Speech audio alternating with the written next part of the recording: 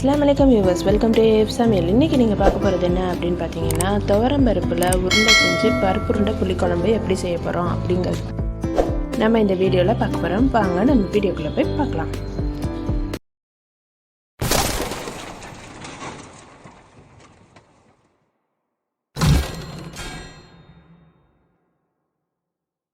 கால் kilo துவரம் பருப்பு நான் ஊற வச்சுருக்கேன். ஒரு 1/4 மணி நேரமாக ஊற வச்சுருக்கேன். இது வந்துட்டு அரைச்சி எடுத்துக்கலாம். இதோட வந்துட்டு ஒரு பட்டை, 2 ஏலக்காய், 2 கிராம்பு, 1/2 டீஸ்பூன் சோம்பு, 4 பச்சை மிளகாய், 1/2 மூடி தேங்காய், இதையும் வந்துட்டு நம்ம அரைச்சி எடுத்துக்கலாம். இந்த பாருங்கள், இந்த மாதிரி கொரகொரப்பாக அரைச்சி எடுத்துக்கோங்க. அதில் தேவையான அளவு உப்பு சேர்த்துக்கலாம். அடுத்து 1/2 டீஸ்பூன் மஞ்சள் தூள், கொத்தமல்லி, கருவேப்பிலை கொஞ்சமாக போட்டுக்கோங்க. அதோட 2 பெரிய வெங்காயம் நைஸாக சாப் பண்ணி வச்சுருக்கேன், அதையும் இதோட ஆட் பண்ணிக்கலாம்.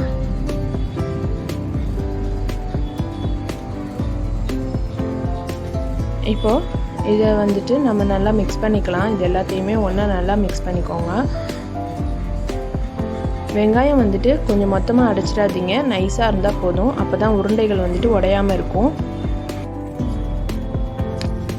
உருண்டைகள் வந்துட்டு மீடியம் சைஸ்லேயே போட்டு எடுத்துக்கோங்க.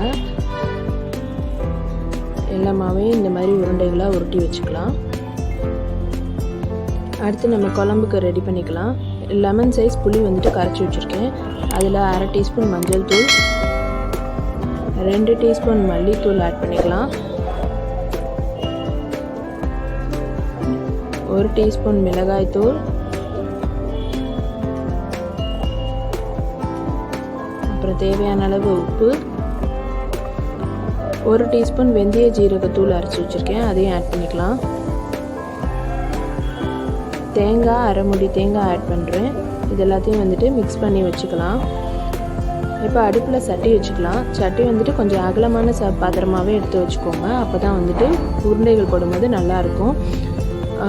ஆயில் ஆட் பண்ணிவிட்டு, ஆயில் பொரிஞ்சதும் சீரகம் 1 டீஸ்பூன், வெந்தயம் 1 டீஸ்பூன் ஆட் பண்ணிக்கலாம். கருவேப்பிலை கொஞ்சம் தூவி விட்டுறேன்.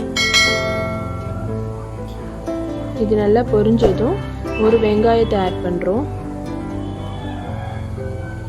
ஒரு தக்காளி, இது எல்லாத்தையுமே நல்லா வதக்கி விட்டுக்கலாம். லைட்டாக வதங்கினா போதும். இப்போ நம்ம அந்த புளிக்கரைசலை கரைச்சி வச்சுருந்தோம்ல, அதோட இதை ஆட் பண்ணிக்கலாம். இந்த குழம்பு வந்துட்டு நல்லா கொதித்து வரட்டும். இது பாருங்கள், கொதிக்க ஆரம்பிச்சிருச்சு. இன்னும் நல்லா கொதித்து வரட்டும் குழம்பு. இந்த மாதிரி உருண்டைகளை நம்ம போட்டு வச்சுட்டு, இப்போ இந்த குழம்பு கொதிக்கும் போது இதை ஒன்றா ஆட் பண்ணிக்கலாம். பாருங்கள், குழம்புல நல்லா கொதி வந்துருச்சு. இப்போ நம்ம உருண்டைகளை ஆட் பண்ணிக்கலாம்.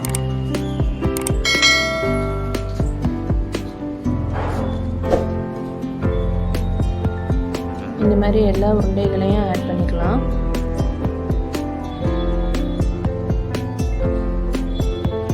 பருப்பு உருண்டையை போட்டதுமே வந்துட்டு கிண்டி விட்டுறாதீங்க. அப்படி கிண்டினீங்கன்னா வந்துட்டு குழம்பு உருண்டையெல்லாம் கரைஞ்சி போயிடும்.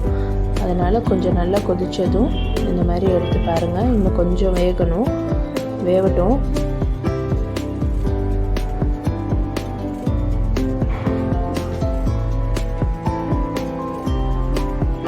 பாருங்கள், குழம்பு நல்லா கொதிக்குது.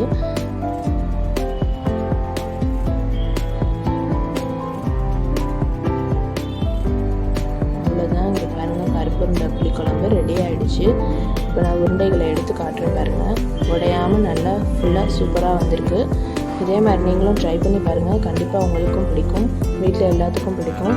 எங்கள் வீடியோவை லைக் பண்ணுங்கள், ஷேர் பண்ணுங்கள், கமெண்ட் பண்ணுங்கள். கீழே இருக்கிற சப்ஸ்கிரைப் பட்டனையும் கிளிக் பண்ணி வச்சுக்கோங்க. பக்கத்தில் இருக்கிற பெல் ஐக்கானையும் கிளிக் பண்ணி வச்சுக்கோங்க. அப்போ தான் நாங்கள் போடுற எல்லா வீடியோஸும் உங்களுக்கு நோட்டிஃபிகேஷனில் வரும்.